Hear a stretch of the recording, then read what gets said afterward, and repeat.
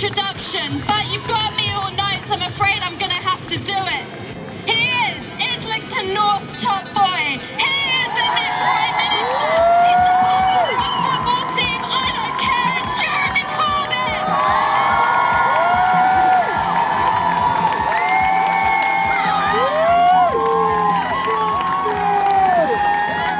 Happy May Day to everyone here. May Day is historically a time of celebration and a time of renewal. It was a rural and an urban celebration all over this continent and many others. And I think the presence of so many of you here today is an indication of how we're determined to protect our planet, our natural world and our environment. Thank you, every single one of you, for being here today. And thank you to all those people, not just over the last few weeks, but over the last decades and before that, who've campaigned to try and persuade people to understand the necessity of our relationship with the natural world being one of respect and working with the natural world rather than just seeing it as something to exploit. I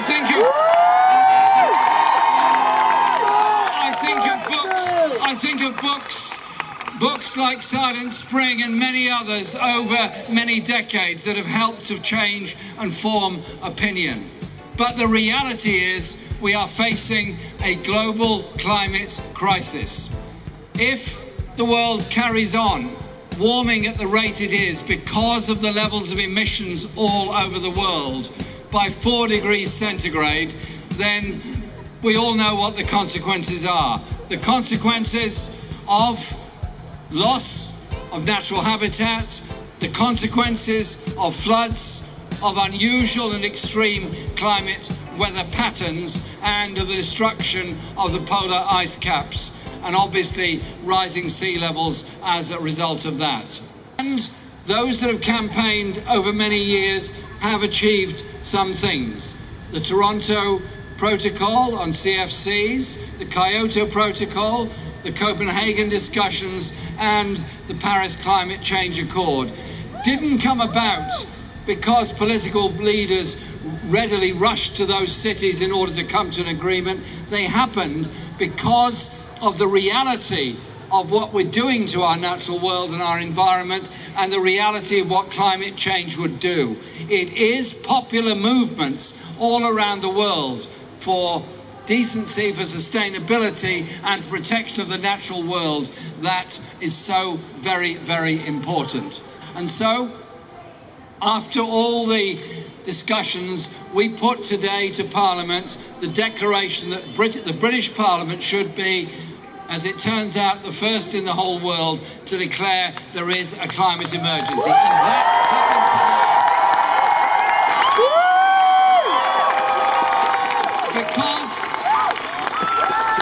that happened today because Parliament listened to what people were saying and listened to the reality of the protests and the demands being made by predominantly young people.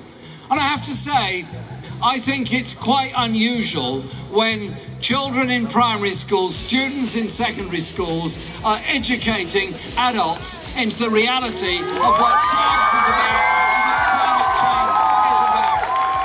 And so we put a motion to Parliament today, and I'm pleased to say it's been agreed by Parliament, and that we have now declared a climate emergency. That is not the end of it. Merely declaring an emergency indicates we understand what the emergency is.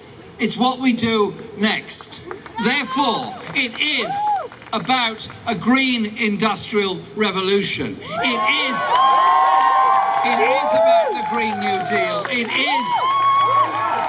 is about not seeing technology as a threat to the environment, but something we can use to protect and preserve, use less, recycle more, develop more. And so that is the first call. The second is serious action on a global scale.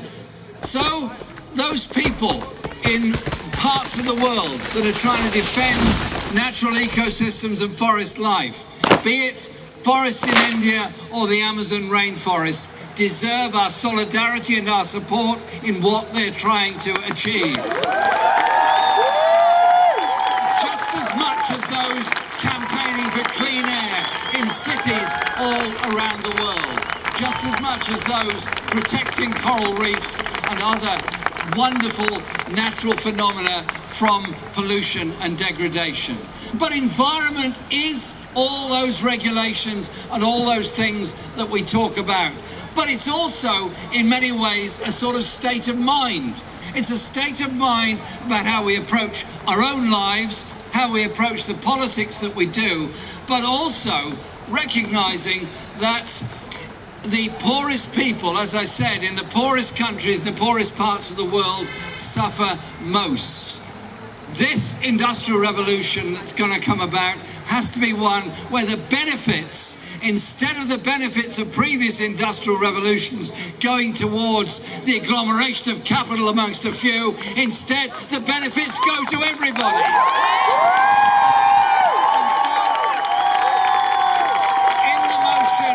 In the motion we put to Parliament, what we said was the government must come back within 6 months, hopefully sooner, with a series of proposals about how you develop the circular benefits of renew, recycle, replace, how you develop the circular benefits of preventing pollution, preventing the growth of world temperatures, both from this country's participation and others. And we want COP20 to be held in London. We welcome them here because we want to listen and talk to people from all over the world about how we can achieve things together. What has happened, I think, is truly remarkable.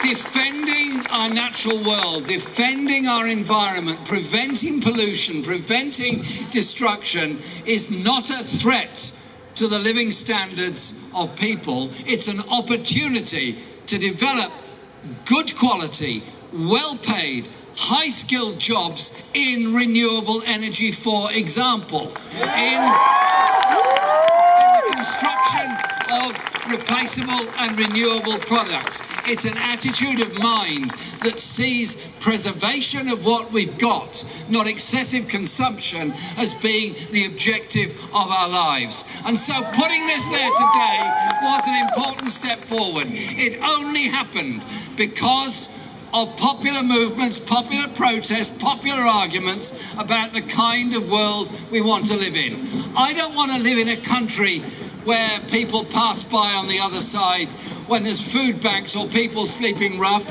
any more than I want to live in a world where we stand idly by and see our precious natural world destroyed, and ultimately, because that's the way it works, the destruction of biodiversity and insect life means agriculture doesn't work, food supplies don't work, sustainability doesn't work, and you know what? We all suffer as a result of that. It's not about buying your way out of the climate crisis, it's about contributing to the solutions to it.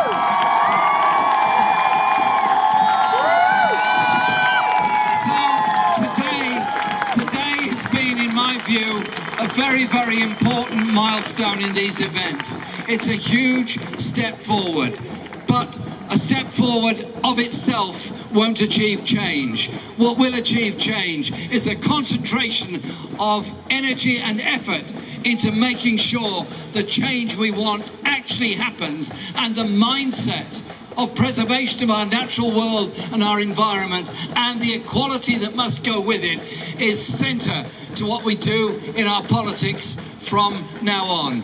I'm delighted to be able to play some part in that today, as are my team on this platform here today. And I want to say thank you to all of you that have come today, all of you that have campaigned for so long to try and bring about that just, peaceful and sustainable world.